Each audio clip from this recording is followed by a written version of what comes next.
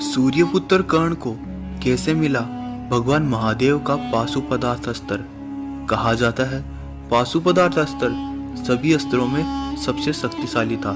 यूं तो महाभारत में कई दिव्य अस्त्र थे, लेकिन पाशुपदार्थ एक ऐसा अस्त्र था जो किसी भी पर्वत, किसी भी समुद्र और किसी भी ब्रह्मांड को तबाह करने में सक्षम था।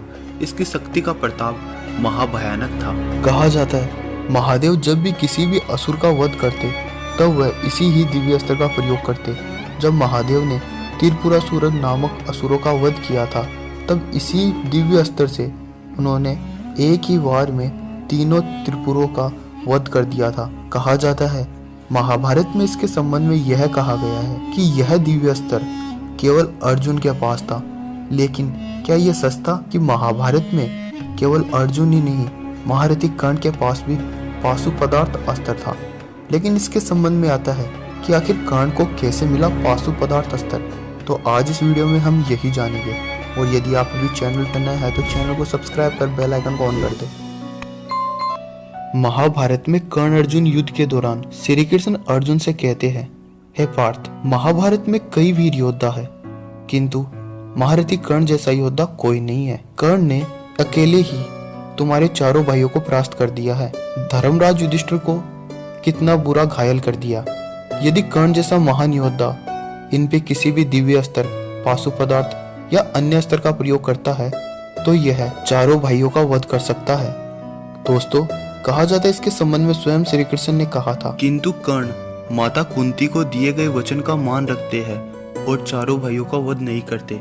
कहा जाता है कर्ण के संबंध में कहा गया है, जब कर्ण ने गुरु परशुराम से शिक्षा प्राप्त की तो गुरु परशुराम के कर्ण सबसे चहेते शिष्य बन गए। महाभारत में कर्ण से पूर्व पितामह भीष्म, गुरु द्रोण जैसे महान योद्धा गुरु परशुराम के शिष्य रह चुके, लेकिन कर्ण ही एकमात्र ऐसे योद्धा थे जो गुरु परशुराम के सबसे प्रिय शिष्य थे, क्योंकि गुरु परशुराम शिक्षा देने के बाद कर्ण की गोद में सिर टेक कर सो जाया करते। ऐसा इकलौता शिष्य था जिसके पास गुरु परशुराम का विश्वास था।